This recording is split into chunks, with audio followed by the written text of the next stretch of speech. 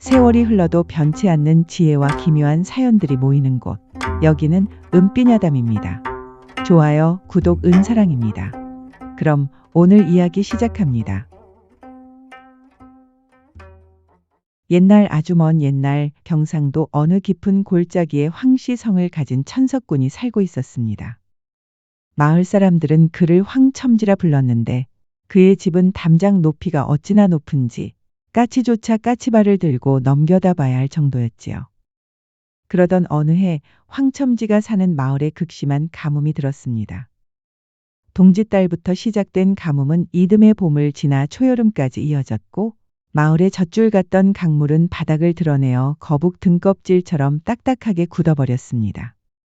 마을 사람들은 타들어가는 논바닥을 보며 흙먼지를 마시고 살았으나 마을 끝자락 웅장한 기와집의 주인 황첨지만은 달랐습니다. 황첨지는 육중한 나무 빗장이 걸린 곳간 앞에 서서 허리춤에 매달린 쇠대 뭉치를 쩔렁거리며 빙긋이 웃음을 지었습니다. 허허, 하늘이 참으로 내 편이로구나. 이리도 비가 안 오니 쌀값이 금값이 되는 건 시간 문제지. 그의 눈에는 타들어가는 곡식이 아니라 치솟는 곡물 가격만이 보였습니다. 황첨지는 창고 가득 쌓인 묵은 쌀을 보며 탐욕스러운 입맛을 다셨습니다. 그때 마을 소장농 춘삼이가 떼국물 흐르는 수건을 머리에 두른 채 대문 안으로 기어 들어왔습니다. 첨지 어른, 소인 춘삼이옵니다. 제발 목숨만 살려주십시오. 집에 노모와 어린 자식이 사흘째 맹물로 배를 채우고 있습니다. 쌀 한 바가지만 빌려주신다면 가을에 이자를 대여섯 배로 쳐서 갚겠습니다요. 춘삼이 마당바닥에 머리를 땅까지 조아리며 애원하자 황첨지는 들고 있던 곰방대를 까딱거리며 짐짓 엄한 목소리로 대꾸했습니다. 이놈아, 이자가 대수냐? 지금 이 판국에 쌀은 곧 목숨이다. 정 빌려 가고 싶거든 저 아래 자네 집안 대대로 내려오던 천수다 밭대기라도 담보로 내놓겠느냐? 내년 추수 때까지 못 갚으면 그 땅은 내 것이 되는 게야. 싫으면 당장 나가거라.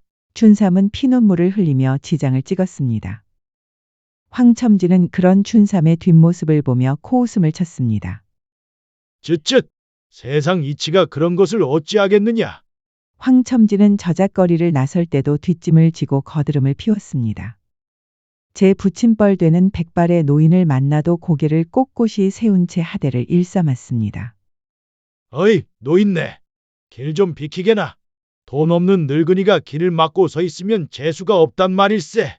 그는 돈이면 귀신도 부릴 수 있다고 믿는 아나무인이었고 그의 행태에 고을 사람들의 원성이 자자했습니다.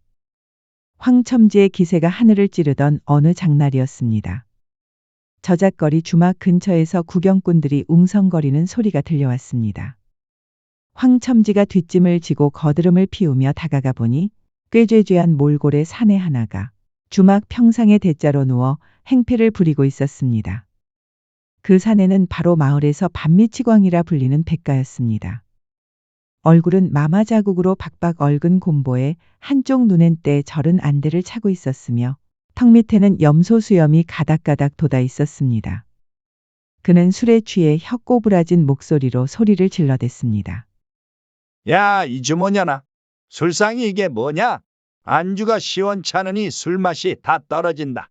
주모가 기가 차서 바가지를 휘두르자 백가는 낄낄대며 평상을 뒤엎으려 했습니다. 이를 지켜보던 황첨지가 혀를 차며 한마디 내뱉었습니다. 에이, 재수 없겠으리. 저런 개차반 미치광이가 길을 막고 있다니. 어이, 거기 일꾼들 저놈을 당장 길 옆으로 치워버려라. 일꾼들이 백가를 끌어내려 다가간 순간 백가가 갑자기 벌떡 일어나 황첨지를 뚫어지게 쳐다보았습니다. 안대를 차지하는 다른 한쪽 눈에서 서리빨 같은 광채가 뿜어져 나왔습니다. 백가는 낄낄대며 황첨지의 앞길을 가로막았습니다. 하하, 전석군 황씨 아니신가? 겉모습은 번드르르한 기와집인데 속은 흰 개미가 대들보를 다 갉아먹고 있구먼. 이봐, 황첨지 썩은 석가래 밑에서 잠이 잘 오던가. 황첨지는 눈을 부릅떴습니다. 이놈이 미쳐도 단단히 미쳤구나. 내 놈이 감히 네 안전이라고 그따위 망발을 내뱉느냐? 망발인지 아닌지는 오늘 밤 잡으면 알겠지. 달빛이 기운을 잃을 때쯤 머리 위를 조심하라고. 길길길. 백가는 술병을 꿰차고 춤을 추듯 사라졌습니다. 황첨지는 기분이 잡쳐 침을 퇴뱉고 집으로 돌아왔습니다. 그런데 그날 밤 기이한 일이 벌어졌습니다. 황첨지가 안채에서 잠을 청하려는데 천장에서 우지끈하는 기괴한 소리가 들리는 것이 아니겠습니까? 깜짝 놀라 불을 켜고 살펴보니 멀쩡하던 대들보가 개미떼에 갉아먹혀 폭삭 내려앉기 직전이었습니다. 아니, 저놈이 그걸 어찌 알았단 말이냐? 황첨지는 등에 식은땀이 쭉 흘렀습니다. 만약 잠이 들었다면 대들보에 깔려 비명횡사했을 판이었습니다. 다음 날 아침 황첨지는 어제의 오만함을 버리고 수소문 끝에 백가를 찾아갔습니다. 다 쓰러져가는 오막살이에서 낮잠을 자던 백가 앞에 황첨지는 허리를 90도로 꺾으며 절을 올렸습니다. 백대사님, 소인이 대사님의 안목을 몰라보고 큰 실례를 범했습니다. 제발 이 미천한 놈을 용서하시고 저희 앞길을 살펴주십시오. 백가는 눈을 비비며 일어났습니다. 목숨값은 비싼 법인데 술값은 자네가 낼 건가? 이날 이후 황첨지는 백가를 백대사라 부르며 자신의 사랑방에 지극정성으로 모시기 시작했습니다. 고을 사람들은 황첨지가 미쳤다고 수군댔지만 황첨지는 확신했습니다. 저 애꾸눈 속에 세상을 꿰뚫어 보는 귀신 같은 눈이 들어있다는 사실을 말이었습니다. 백대사를 사랑방에 모신 지도 어느덧 달포가 지났습니다. 황첨지는 매일 아침 백대사의 세숫물을 직접 챙길 정도로 정성을 다했으나 정작 백대사는 종일 잠만 자거나 주막에서 외상술을 마시고 돌아오기 일쑤였습니다. 그러던 어느 화창한 가을날이었습니다. 황첨지의 넓은 마당에는 한 해 동안 공들여 키운 나락 타작이 한창이었습니다. 하늘은 그야말로 천고마비의 계절답게 구름 한 점 없이 높고 푸르렀으며 따스한 가을 햇살이 황금빛 나락 위로 쏟아지고 있었습니다. 자, 서둘러라. 오늘 안으로 이 나락들을 다 털어서 곳간에 들여야 한다. 날씨가 이리 좋으니 작업하기 딱 좋구나. 황첨지는 기분이 좋아 일꾼들에게 막걸리까지 내리며 독려하고 있었습니다. 그런데 그때 사랑방 문이 벌컥 열리더니 헝클어진 머리의 백대사가 신발도 신지 않은 채 튀어나왔습니다. 그는 마당 한가운데로 달려와 다짜고짜 고함을 질렀습니다. 이놈들아, 당장 멈춰라. 타작이고 뭐고 당장 나락을 걷어서 안으로 들여. 나락 귀신이 다 잡아먹을 게다. 일꾼들이 어안이 벙벙하여 타작하던 도리깨를 멈추고 백대사를 쳐다보았습니다. 황첨지도 당황하여 하늘을 올려다보았습니다. 해는 쨍쨍하고 바람 한 점 없었습니다. 대사님, 갑자기 그게 무슨 말씀이십니까? 보시다시피 하늘이 이리 맑은데 귀신이라니요. 이 어리석은 놈아, 내 말이 농담으로 들리느냐? 지금 당장 멍석을 걷지 않으면 한 톨도 남지 않을 것이다. 어서. 백대사의 눈광채가 평소보다 더욱 번뜩이자 황첨지는 등에 서늘한 기운을 느꼈습니다. 그는 즉시 소리를 높였습니다. 다들 멈춰라. 대사님의 말씀이다. 타작을 중단하고 당장 나락을 가만히에 담아라. 하나도 빠짐없이 안채로 들여보내. 일꾼들은 투덜거렸습니다. 아니, 이 맑은 날에 무슨 난리람? 지주 어른도 저 미치광이한테 완전히 홀리셨구먼. 하지만 상전의 명이 엄하니 군소리 없이 나락을 거두어 들였습니다. 마지막 멍석을 걷어 올린 순간이었습니다. 갑자기 산 너머에서 시커먼 먹구름이 잉어 떼처럼 몰려오더니 순식간에 해를 집어삼켰습니다. 그리고는 천지를 뒤흔드는 천둥 소리와 함께 앞이 보이지 않을 정도의 장대비가 쏟아지기 시작했습니다. 그야말로 마른 하늘의 날벼락이었습니다. 아니, 이럴 수가. 마을 사람들은 미처 대비하지 못해 마당에 펴놓았던 나락들이 순식간에 흙탕물에 휩쓸려 게을러 떠내려갔습니다. 온 마을에 곡소리가 울려 퍼졌지만 오직 황첨지의 집 마당만은 깨끗했습니다. 황첨지는 쏟아지는 비를 맞으며 마당 한복판에 우뚝 서 있는 백대사 앞에 넙죽 엎드렸습니다. 빗물이 얼굴을 타고 흘렀지만 그는 닦을 생각도 하지 못했습니다. 대사님, 대사님은 진정 하늘이 내리신 분이십니다. 이 미천한 놈의 무지함을 용서하십시오. 처마 밑으로 피신한 백대사는 그저 재밌다는 듯이 낄낄대며 젖은 수염을 만졌습니다. 하하, 나라 귀신이 배가 고파 내려왔다가도 황첨지 자네가 워낙에 짜겠구니 입맛만 버리고 그냥 지나갔나 보구먼. 남들 나락은 물귀신이 다 채가도 자네 마당만 저리 깨끗하니 말이야. 이 사건 이후 황첨지는 백대사를 단순한 예언자가 아닌 자신의 운명을 쥐고 있는 신령처럼 받들게 되었습니다. 백대사의 눈은 그야말로 황금을 찾아내는 신물이나 다름없었습니다. 어느 날은 백대사가 주막에서 코를 골며 자다 일어나 툭 던졌습니다. 황첨지, 지금 당장 새우젓 배를 통째로 사들이게. 소금기 밴 바람이 비릿한 게 곧 바닷길이 막힐 모양이야. 황첨지는 의심 없이 전 재산의 상당 부분을 털어 전국에 새우젓을 매점매석했습니다. 아니나 다를까 얼마 후 해안가에 역병이 돌아 배들의 출입이 전면 금지되었습니다. 새우젓 값이 천정부지로 치솟자 황첨지는 앉은 자리에서 수만 양의 이득을 남겼습니다. 소금이며 안동포며 백대사가 손가락으로 가리키는 것마다 황금으로 변의 곳간에 쌓였습니다. 그러던 어느 깊은 밤이었습니다. 달빛조차 구름에 가려 스산한 기운이 감도는 밤, 백대사가 황첨지를 자신의 방으로 불렀습니다. 평소와 달리 백대사의 눈빛은 탐욕스러울 정도로 번뜩였습니다. 황첨지, 자네 곳간에 쥐들이 드나드는 소리가 여기까지 들리는구먼. 재물이 너무 넘쳐나면 그 무게의 집터가 내려앉는 법이지. 황첨지는 침을 꿀꺽 삼키며 물었습니다. 대사님, 무슨 말씀이신지요? 백대사는 곰방대를 탁탁 털더니 황첨지의 귓가에 대고 은밀하게 속삭였습니다. 이번에 한양 땅까지 뒤흔들 만한 거대한 기운이 몰려오고 있네. 내 손에 만냥만 쥐어주게. 하늘의 기운을 좀 사야겠어. 그걸로 하늘의 문을 열어 제끼면 자네는 이 나라 최고의 부자가 될 걸세. 만냥 말씀이십니까? 황첨지는 가슴이 철렁 내려앉았습니다.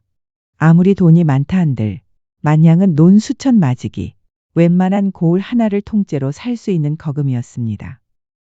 황첨지의 눈동자가 갈피를 잡지 못하고 흔들렸습니다.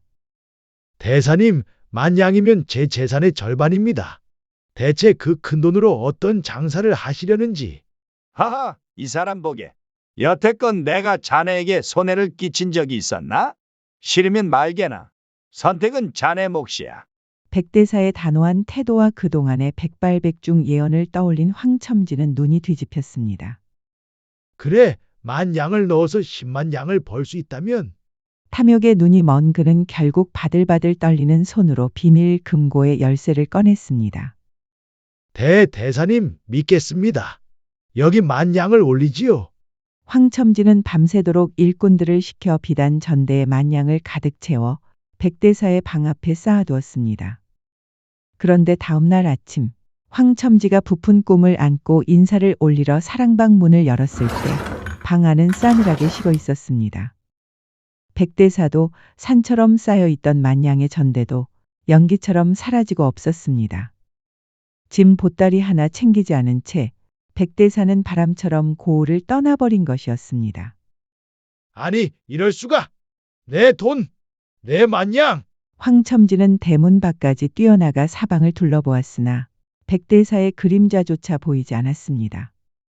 그는 망연자실하여 마당에 주저앉아 땅을 치며 통곡했습니다. 사기꾼이었어. 그 미치광이 놈한테 내가 홀린 게야. 내 생금 같은 만냥을 들고 튀다니. 나라 제일의 부자는커녕 알거지가 되게 생겼구나. 황첨지의 비명 섞인 통곡 소리가 고택의 담장을 넘어 마을로 퍼져나갔습니다. 마을 사람들은 겉으로 위로하는 척했지만 속으로는 천벌을 받았다며 고소했습니다. 백대사가 사라지고 황첨지가 소가리를 하며 지낸 지 석 달째 되던 날이었습니다. 운명의 그날은 마침내 오고야 말았습니다. 고을 밖에서 들불처럼 번지던 동학군이 마침내 성문을 부수고 들이닥친 것이었습니다. 탐과 놀이를 처단하고 지주들의 배를 갈라라! 함성과 함께 횃불이 밤하늘을 수놓았습니다. 황첨지는 자다가 쏘스라치게 놀라 안채로 숨어들었습니다. 아이고, 올 것이 왔구나. 백대사가 말한 한양 땅을 뒤흔들 거대한 기운이라는 게 이건가? 그는 허둥지둥 뒷마당 옹기굴 속에 몸을 숨겼습니다. 하지만 평소 그의 아나무인 격인 태도에 원한이 깊었던 일꾼 하나가 동학군을 안내했습니다. 결국 황첨지는 머리채를 잡힌 채 질질 끌려 고을 관아 앞 광장으로 나왔습니다. 광장에는 이미 수백 명의 농민과 동학군이 서슬퍼런 죽창과 낫을 들고 서 있었습니다. 그 중심에 앉은 동학군 대장이 서리빨 같은 목소리로 꾸짖었습니다. 이자가 바로 가난한 소작농들의 피를 빨아 천석군이 된 황씨놈이냐? 이놈은 흉년에도 장리쌀을 놓아 백성의 고요를 짜내고 손윗사람에게도 하대를 일삼던 악질 중의 악질이다. 당장 이놈의 목을 쳐서 민초들의 원한을 풀어주어라. 죽여라! 황첨지를 죽여라! 성난 군중들이 돌을 던지기 시작했습니다. 황첨지는 바지에 오줌을 지리며 바닥에 머리를 조아렸습니다. 장군님, 살려주십시오. 제발 목숨만은. 사형 집행인이 시퍼런 칼을 치켜들고 황첨지의 목을 겨누는 순간이었습니다. 안 됩니다. 장군님, 멈춰 주십시오. 군중 속에서 한 사내가 튀어나와 황첨지의 앞을 가로막았습니다. 바로 작년 가을 황첨지에게 논을 뺏길 뻔했던 춘삼이었습니다. 이어 10여 명의 농민이 줄줄이 달려나와 황첨지의 앞을 가로막고 무릎을 꿇었습니다. 장군님, 이 어른은 죽이면 안 됩니다. 겉으로는 독하고 인색해 보였으나 사실은 비밀리에 우리 고을 가난한 집들을 모두 보살펴 주신 은인입니다. 동학군 대장이 눈을 부릅떴습니다. 무슨 소리냐? 이놈은 지독한 자린고비로 소문이 자자하거늘. 그러자 춘삼이가 품 안에서 비단 전대와 쪽지 하나를 꺼내 보였습니다. 보십시오. 지난 동짓날 제 딸아이가 병으로 죽어갈 때 담장 너머로 전대를 던져주신 분이 바로 황첨지 어른입니다. 쪽지에도 황씨가 보내놓으라고 분명히 적혀 있었습니다. 여기 모인 사람들 중 황 어른의 은혜를 입지 않은 자가 없습니다. 맞습니다. 우리 집 빈 문서도 불태워 주셨습니다. 우리 노모 약값도 이 어른이 내주셨어요. 여기저기서 터져나오는 증언에 광장의 분위기가 순식간에 바뀌었습니다. 황첨지는 어안이 벙벙했습니다. 자신은 평생 남에게 밥 한 끼 산 적이 없으며 그런 은혜를 베푼 기억은 더더욱 없었기 때문이었습니다. 동학군 대장은 칼을 거두며 한숨을 내쉬었습니다. 만인이 이토록 칭송하는 이라면 그는 탐관오리가 아니라 백성을 사랑하는 선인이로다. 죽일 명분이 없으니 황씨를 풀어주어라. 황첨지는 덜덜 떨리는 몸으로 농민들의 부축을 받았습니다. 그는 자신을 은인이라 부르며 눈물을 흘리는 농민들을 보며 평생 느껴보지 못한 기묘한 감정에 휩싸였습니다. 구사일생으로 집으로 돌아온 황첨지는 넋이 나간 채 텅 빈 곡간 앞에 앉아 있었습니다. 농민들이 건네준 황씨가 보내놓으라는 쪽지들을 방바닥에 펼쳐놓고 한참을 들여다보던 그의 눈이 갑자기 번뜩였습니다. 잠깐. 비단전대. 쪽지에 적힌 글씨. 그는 서둘러 서랍을 뒤져 예전에 백대사가 술값을 달라고 툭 던져두었던 해진 종이 한 장을 찾아냈습니다. 그리고 농민들이 가져온 쪽지와 대조해 보았습니다. 투박하면서도 힘있는 필체, 그리고 결정적으로 전대의 끝 매듭 모양이 백대사가 평소 곰방대에 묶어두던 매듭법과 똑같았습니다. 그 순간 황첨지는 머리를 망치로 얻어맞은 듯한 충격에 휩싸였습니다. 백대사 도망친 게 아니었어. 만약 백대사가 정말 사기를 칠 생각이었다면 그만 양을 들고 먼 곳으로 달아나 평생 떵떵거리며 살았을 터였습니다. 하지만 백대사는 도망가지 않았습니다. 그는 지난 석 달 동안 이 고을의 어두운 골목과 가난한 초가집들을 일일이 찾아다녔던 것입니다. 황첨지는 소름이 돋았습니다. 백대사는 황첨지에게 원한을 품은 자들의 명단을 이미 다 꿰고 있었고 그들의 가슴 속에 맺힌 응어리를 황첨지의 돈으로 하나하나 풀어주었던 것입니다. 내가 사기꾼이라고 욕하며 저주하던 그 시간 동안 그 미치광이는 내 목숨을 살릴 방패를 짜고 있었구나. 자신의 곡간이 비어가는 줄도 모르고 탐욕에만 눈이 멀었던 황첨지는 비로소 백대사가 말했던 하늘의 기운이 무엇인지 어렴풋이 깨닫기 시작했습니다. 그것은 금은 보화가 쏟아지는 문이 아니라 사람의 마음이 열리는 문이었습니다.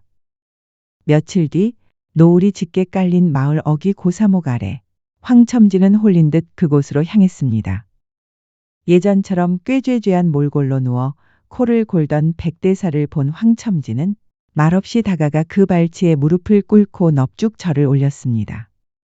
대사님, 소인이 죽을 죄를 지었습니다. 대사님을 사기꾼이라 믿고 저주했던 이 못난 놈을 용서하십시오. 백대사가 부스스 눈을 뜨더니 낄낄대며 물었습니다. 왜? 나라 제1의 부자가 된다더니 알거지가 되어서 서운한가? 황첨지는 고개를 세차게 저으며 뜨거운 눈물을 흘렸습니다. 아닙니다. 고가는 비었으나 제 목숨은 붙어 있고 고을 사람들의 눈빛이 달라졌습니다. 이보다 더 큰 횡재가 어디 있겠습니까? 한데 대사님, 어찌 소인 같은 자린고비를 위해 이토록 큰 안목을 쓰셨습니까? 백대사가 술병을 툭 던지며 서늘한 눈빛으로 답했습니다. 자네 하나 살리자고 그 고생을 한 줄 아나?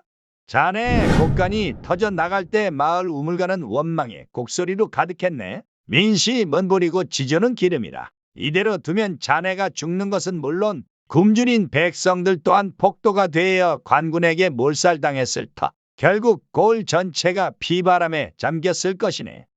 황첨지는 등에 식은땀이 흘렀습니다. 백대사는 단순히 황첨지의 재산을 지켜주러 온 것이 아니라 황첨지의 돈을 지주의 목숨값이자 백성의 밥값으로 맞바꾸어 고을 전체를 구원하려 했던 것입니다. 자네의 탐욕을 빼서 백성의 배를 채웠으니 이제야 고을에 비바람 대신 훈풍이 부는구먼. 재물은 고이면 독이 되지만 흐르면 생명이 되는 법이지.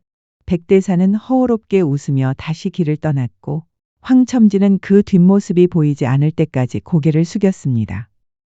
그 후 황첨지의 삶은 완전히 달라졌습니다. 그는 더 이상 높은 담장 뒤에 숨어 주파나를 튕기지 않았습니다. 빚 문서를 불태워 농민들의 자립을 돕고 다리를 보수하고 병든 자들에게 약재를 나누며 고을의 아픔을 제 아픔으로 여겼습니다. 사람들은 이제 그를 자린고비라 부르는 대신 존경을 담아 황대인이라 불렀습니다. 재물은 쥐면 모래알이 되고 심으면 숲이 된다는 이 이야기는 오늘도 노을 지는 고사목 아래 바람이 되어 우리 곁을 머물고 있습니다.